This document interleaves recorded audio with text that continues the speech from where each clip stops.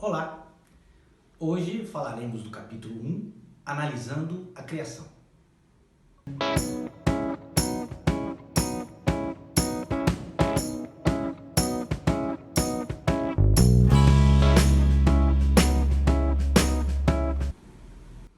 Vamos utilizar de duas passagens da Bíblia Sagrada, localizadas no Novo Testamento, para nos impulsionar nessa viagem pelo mundo das ideias. A primeira encontra-se no Evangelho de João, capítulo 1, versículo 1, e diz o seguinte: Do princípio era o Verbo, e o Verbo estava com Deus, e o Verbo era Deus. A segunda passagem também encontra-se no Evangelho de João, capítulo 1, versículo 18, e tem o seguinte texto: Ninguém nunca viu a Deus, mas o Deus unigênito, que está ao lado do Pai, é quem o revelou. Analisando essas duas passagens bíblicas, surgem algumas questões. A expressão no princípio refere-se a qual princípio? Ao início da criação do universo ou à criação do planeta Terra? As entidades, o Verbo, também chamada de Deus unigênito, e o próprio Deus, são duas entidades ou apenas uma? Comecemos pela definição de verbo, que vem do latim verbum, que significa palavra. Gramaticalmente, verbo significa palavra que designa ação, estado, qualidade, segundo o dicionário etimológico Nova Fronteira da Língua Portuguesa de Antônio Geraldo Cunha. Vamos analisar agora a hipótese em que o princípio seja o da criação do universo. No caso de ser duas entidades, o Verbo ou Deus unigênito e o próprio Deus, o Verbo não só está no início da criação, como também foi o agente da ação que originou a criação. Por definição, Verbo. Nesses termos, podemos especular que o Verbo e Deus se equivalem. Ao se equivalerem, tende-se a crer tratar de uma só entidade. Em se tratando apenas de uma entidade, surgem questões. Qual a causa de estar textualmente explícito que o Verbo estava com Deus e o Verbo era Deus? Onde se encaixaria, conceitualmente falando, a expressão o Deus unigênito que está ao lado do Pai é quem o revelou? Nesse contexto, é necessário utilizar uma visão dogmática em que a divindade, objetivando atingir a sensibilidade de suas criaturas, constrói uma ponte de princípios e atitudes, se apresentando em mais de uma forma, como, por exemplo, no conceito da Santíssima Trindade Católica, em que Deus único se apresenta às suas criaturas como três pessoas consubstanciadas: o Pai, o Filho e o Espírito Santo. Ou seja, Deus, Jesus e o Espírito Santo. Agora, vamos analisar a hipótese em que o princípio seja o da criação do planeta Terra. Existem bilhões de galáxias no universo. Alguns estudos atuais dizem que esse número é em torno de 2 trilhões de galáxias. Galáxia é um sistema composto por um número gigantesco de estrelas, além de outros elementos como gás e poeira cósmica.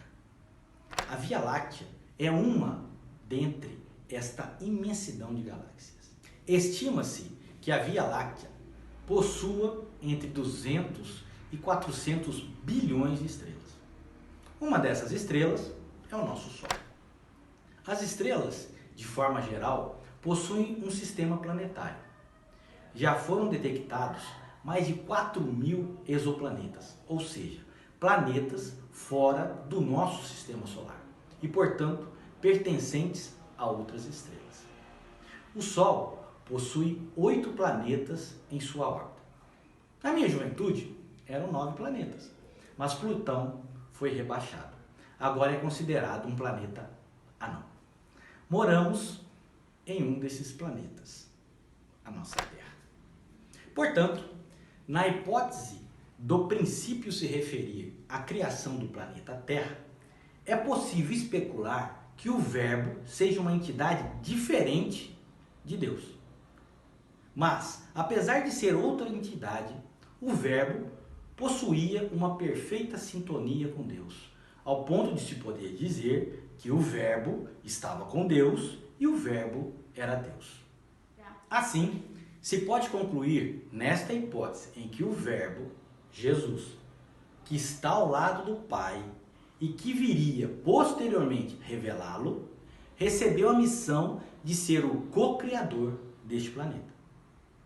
Continuando a enveredar por essa hipótese, como existem no universo inumeráveis planetas e estrelas, haveria, da mesma forma, inumeráveis outros verbos, cada um deles sendo co-criadores destes corpos celestes e possuidores da mesma sintonia perfeita com Deus Pai único, cada um exercendo a sua missão. Adotaríamos neste ensaio a hipótese em que o princípio seja o da criação do planeta Terra, por nos parecer mais elegante. Elegante é um termo usado pelos cientistas para descrever alguma equação matemática que lhes agrada. A primeira questão que pode nos surgir quando adotada esta hipótese seria: mas então, quem são os tais verbos? Primeiramente, é importante frisar que até aqui tratamos de duas entidades. De um lado, o Criador, Deus, Pai, Mãe, que é único, e de outro lado, as criaturas do Criador, que são os verbos. Para iniciar a análise dessa hipótese, precisamos supor algumas qualidades de Deus. Assim, a primeira qualidade do Criador que vamos adotar é a perfeição absoluta e inigualável, de tal forma que ele sempre foi e sempre será o Criador, sem jamais ser superado, nem mesmo igualado por suas criaturas.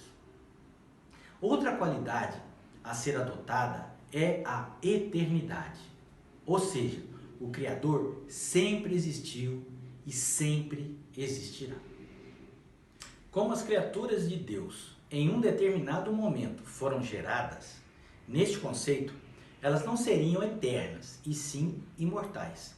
Daí a impossibilidade de se igualarem ao Criador, já que o imortal foi criado, o eterno não. Mas as criaturas podem atingir o estágio de sintonia perfeita com o Criador. Sendo assim, esse estágio máximo seria o da perfeição relativa. Portanto, respondendo à questão inicial, os verbos foram criados por Deus e são criaturas que possuem como qualidade a perfeição relativa. Um ponto relevante a se destacar é o seguinte: o universo é dinâmico. Com isso, surge mais uma qualidade divina, que é a de possuir atividade constante. Ou seja, o Criador jamais esteve ou estará ocioso. Como consideramos os verbos, os co-criadores, significa que Deus os utiliza como agentes da sua obra. Bom, falta inserir um elemento importante em todo esse cenário: nós, a humanidade. Pois, conforme disse Descartes, cogito ergo sum, ou seja, penso, logo existo, ou penso, logo sou. Se há um único Criador, e se nós existimos, pode-se chegar à conclusão que somos também criaturas de Deus, assim como tudo o que existe. Com a nossa inclusão nessa história, surgem outras questões. Se nós e os verbos somos todos criaturas do mesmo e único Deus, e pelo menos eu não tenho a capacidade nenhuma de criar um planeta, seriam os verbos criações diferentes de nós? Em outras palavras, os verbos nasceram verbos? Se não, é possível que um dia eu me torne um verbo? Se sim, como isso se dará? Estas e outras questões serão objeto de especulações nesse nosso ensaio.